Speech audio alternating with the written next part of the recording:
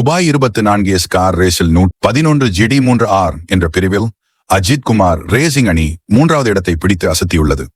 ஒட்டுமொத்த ரேஸில் 23வது இடம் பிடித்திருப்பதால் அவரது ரசிகர்கள் உற்சாகமடைந்துள்ளனர். இந்த போட்டிக்கு பின் சக ஓட்டுநர்களுடன் அஜித் குமார் கொண்டாடிய வீடியோ ட்ரெண்டாகி வருகிறது.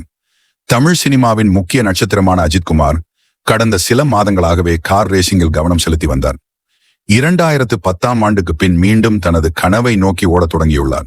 இதற்காக உடல் எடையை குறைத்து ஃபிட்னஸிலும் கவனம் செலுத்தினார்.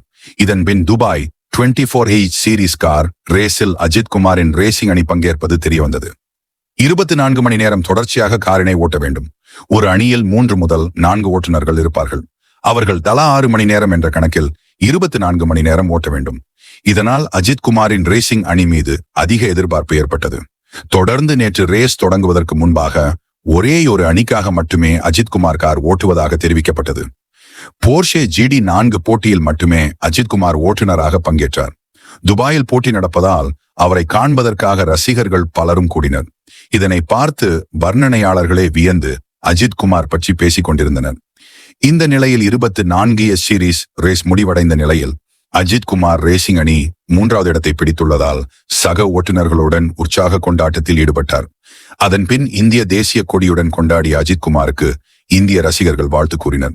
இந்த வீடியோ சோசியல் மீடியாவில் ட்ரெண்ட் ஆகி வருகிறது.